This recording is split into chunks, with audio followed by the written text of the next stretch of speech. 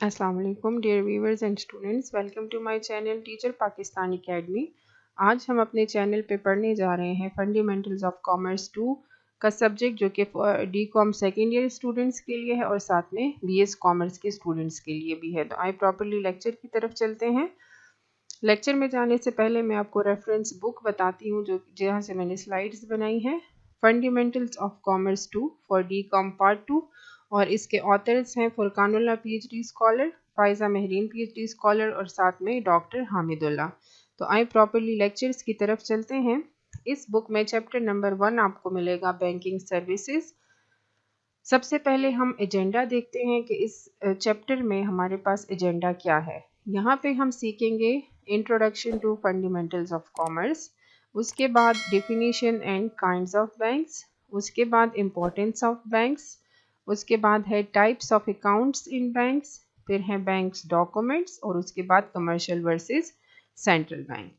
तो आई प्रॉपरली जो है वो हम स्टार्ट लेते हैं। लेक्चर नंबर 1 हमारे पास है introduction to fundamentals of commerce. सबसे पहले हम ये समझते हैं कि फंडामेंटल्स ऑफ कॉमर्स बेसिकली होता क्या है। Fundamentals of commerce is a subject that forms the foundation of business studies. ठीक है, क्या मतलब हुआ इसका, यानी बुनियाद हमारे पास क्या है, बुनियाद हमारे पास बिजनेस स्टडीज की फंडामेंटल्स ऑफ कॉमर्स हैं, यानी तिजारत है। जब हम बिजनेस करते हैं तो सबसे मेन चीज़ उसमें क्या है, उसमें तिजारत है। Provides a comprehensive understanding of various aspects related to the world of commerce and trade. ठीक है, इस बुक में, इस चैप्टर में हम कॉमर्स और ट्रेड से रेलिवेंट जितनी भी इंपॉर्टेंट चीज़ें हैं वो सारी की सारी हम पढ़ेंगे। It encompasses a wide range of essential concepts, principles and practices that are crucial for individual aspiring to enter the business world or gain a deeper understanding of commercial activities। ठीक है, यानी वो कमर्शियल एक्टिविटीज़ हम कैसे समझेंगे, trade क्या है, business क्या है, ये सब किस तरह से काम करता है, तो वो सब हम इन फंडामेंटल्स ऑफ कॉमर्स के थ्रू, इस बुक के थ्रू जो है वो हम इन चीज़ों को समझेंगे। ठीक है, फर्दर हम जब इसको पढ़ते हैं, in this subject students are introduce to the fundamental principles of commerce. Basic principles क्या है, किन चीज़ों पर कॉमर्स की बुनियाद पड़ी हुई है, हम उन चीज़ों को समझेंगे, including the basic concepts of trade, business organisations. ठीक है, ऑर्गेनाइजेशन को समझना सबसे इम्पॉर्टेंट चीज़ है, एंड द इकोनॉमिक इन्वायरमेंट, और ऑब्वियसली जहाँ पे ऑर्गेनाइजेशन काम करती है, जो एक्सटर्नल उसका इन्वायरमेंट है, उसको हम इकोनॉमिक इन्वायरमेंट कहते हैं। ये फर्दर आप मेरे लेक्चर्स में डिटेल में ये चीज़ें सारी देखेंगे। इन विच दे ऑपरेट, यानी बिजनेस ऑर्गेनाइजेशन कहाँ पे काम करती है, उस इकोनॉमिक इन्वायरमेंट में क्या कुछ है, कौन सी चीज़ें इंपॉर्टेंट है और बुनियाद क्या है कॉमर्स की, ये सारी चीज़ें हम यहाँ पे लर्न करने वाले हैं। They learn about the different types of industries. ठीक है, हम डिफरेंट टाइप्स ऑफ इंडस्ट्रीज को देखेंगे। कौन सी इंडस्ट्री हो सकती है, सच एज मैन्युफैक्चरिंग हो सकता है, सर्विस इंडस्ट्री हो सकती है, एग्रीकल्चर हो सकता है, and explore the processes involve in buying and selling goods and services. ठीक है, buying and selling of goods and services, basically organisation किस लिए काम करती है, बेसिकली बिजनेसेस होते किस लिए हैं, तो बिजनेसेस होते हैं for buying and selling of goods और सर्विसेज। ठीक है, अब हम नेक्स्ट स्लाइड की तरफ चलते हैं। Definition and kinds of banks अब हम पढ़ेंगे। सबसे पहले हम जाते हैं डेफिनेशन की तरफ। अब bank is a financial institution, bank है क्या चीज़, तो बैंक एक फाइनेंशियल इंस्टीट्यूशन है that accept deposits from the public. जाहिर है हम बैंक में जाते हैं और अपने जो डिपॉजिट्स होते हैं, जो हमारे पास एक्स्ट्रा पैसे होते हैं, वो हम अपनी सेविंग वहाँ पे बैंक में देते हैं, and uses those funds to make loans and investment. Bank उन पैसों का क्या करती है, वो फर्दर जिनको लोन्स चाहिए होते हैं या वो बिजनेसेस जो इन्वेस्टमेंट करना चाहती हैं कुछ प्रोजेक्ट्स में, उनको जो है एज अ लोन वो फंड कर देते हैं। ठीक है, the primary function of a bank is to act as an intermediary between depositors and borrowers. Depositors कौन है, जो बैंक को पैसे दे रहे हैं, जो अपनी सेविंग जो है वो डिपॉजिट कर रहे हैं बैंक के पास, बोरोवर्स कौन है? वो बिजनेसेस हैं या वो इन्वेस्टर्स हैं जिनको वो पैसे चाहिए होते हैं, वो बैंक से कर्जा ले लेते हैं। Providing a safe and convenient place for individuals कौन? जो डिपॉजिटर्स हैं मेनली, एंड बिजनेसेस कौन? जो कि मेनली बोरोवर्स हैं, जो अपने इन्वेस्टमेंट के लिए, जो अपने प्रोजेक्ट्स के लिए फंड लेते हैं बैंक से, to store their money while also providing financing for those who need it। ठीक है, ना सिर्फ बैंक जो है वो आपके लिए एक सेफ जगह है, आपके पैसे स्टोर कर रहा होता है, बल्कि बिजनेसेस के लिए अपॉर्चुनिटी भी प्रोवाइड करता है कि उनको जब फंड की ज़रूरत हो वो उस फंड को ले सकें। ठीक है, अब हम काइंड्स ऑफ बैंक्स देखते हैं। There are several different types of bank, बहुत सारे बैंक्स हो सकते हैं। कुछ मेन जो बैंक्स की टाइप्स हैं वो यहाँ पे डिस्कस की गई हैं। जैसे नंबर 1 इज रिटेल बैंक्स। ठीक है, अब रिटेल बैंक्स कौन से होते हैं? Also known as commercial banks.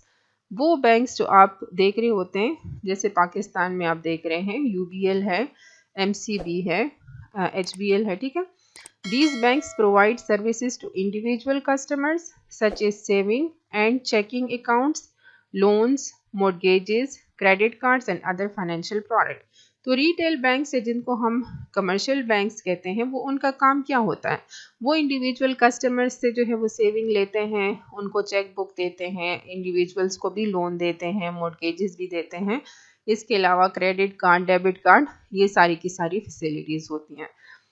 दूसरी जो टाइप है वो है इन्वेस्टमेंट बैंक्स। अब इन्वेस्टमेंट बैंक्स क्या मतलब?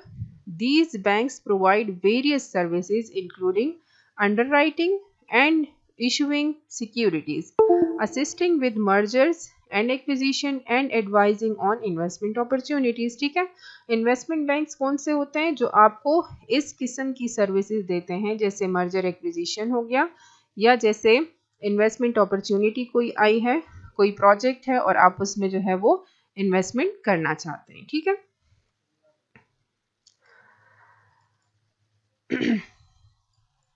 थर्ड टाइप ऑफ बैंक है central bank.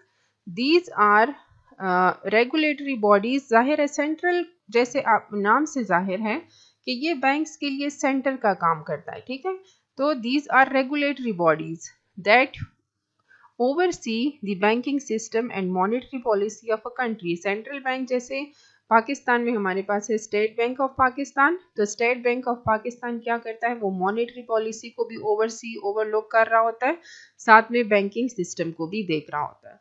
They also act as a lender of the last resort, providing emergency funds to banks in times of financial crisis। तो जब banks पे financial crisis होते हैं तो ये उनको इमरजेंसी फंड्स भी प्रोवाइड करते हैं। और lender of the last resort, यानी एक बैंक ने पेमेंट करनी है लेकिन उसके पास पैसे नहीं है, तो वो क्या करता है? वो स्टेट बैंक के पास या सेंट्रल बैंक जो उनकी कंट्री का होता है उनसे कांटेक्ट करता है, और फिर वो लेंडर ऑफ लास्ट रिजॉर्ट होता है, वो उनको पैसे जो है वो लेंड कर देता है और बैंक जो है वो अपनी फंक्शनिंग को जारी रखता है। ठीक है, उसके बाद नेक्स्ट टाइप है हमारे पास credit unions. These are member owned financial cooperatives that provide banking services to a specific group of people such as employees of a certain company or members of a particular community। अब देखें credit union क्या है? जैसे इसके नाम से जाहिर है कि ये मेंबर ओन्ड फाइनेंशियल कोऑपरेटिव्स होते हैं जो कि बैंकिंग सर्विसेज देते हैं, लेकिन किनको? स्पेसिफिक ग्रुप ऑफ पीपल को। जैसे कोई सर्टेन कंपनी है और उन्होंने जो है इनके साथ कॉन्ट्रैक्ट किया हुआ है क्रेडिट यूनियन के साथ, तो वो उनको बैंकिंग सर्विसेज जो है वो प्रोवाइड करते हैं। या फिर members of the particular community, कोई स्पेसिफिक कम्युनिटी है जो क्रेडिट यूनियन के अंडर जो है वो उनके साथ टर्म्स एंड कंडीशंस के थ्रू काम कर रहा है, तो उनको जो है स्पेसिफिकली बैंकिंग सर्विसेज प्रोवाइड करते हैं। ठीक है, अच्छा, उसके बाद है प्राइवेट बैंक्स। अब प्राइवेट जैसे इनके नाम से जाहिर है, these banks provide personalised banking services to high net worth individual families and businesses. तो कुछ प्राइवेट बैंक्स भी इस तरह से काम करते हैं जो कि बैंकिंग सर्विसेज तो प्रोवाइड करते हैं, लेकिन किनको? जो हाई नेट वर्थ इंडिविजुअल्स हैं या कुछ फैमिलीज हैं या कुछ बिजनेसेस ऐसी होती हैं, उनको स्पेसिफिकली जो है वो बैंकिंग सर्विसेज प्रोवाइड की जाती हैं। ठीक है, तो this was the 5th number. उसके बाद 6th है इस्लामिक बैंक। तो इस्लामिक बैंक क्या है? जो कि इस्लामिक प्रिंसिपल्स के अंडर काम कर रहा हो, जो शरिया बोर्ड है या जो शरिया लॉ है उनके साथ कंप्लाइंट कर रहा हो, और जो शरिया लॉ ने अपना लॉ रेगुलेशंस पास की हैं, जब उनके अंडर वो बैंक काम करता है तो दैट इज़ इस्लामिक बैंक। ठीक है, वो सारे बैंकिंग सर्विसेज प्रोवाइड करते हैं बट वो इस्लामिक लॉ के अंडर करते हैं। ठीक है, उसके बाद है ऑनलाइन बैंक्स। ऑनलाइन बैंक्स जो है also known as digital or virtual banks.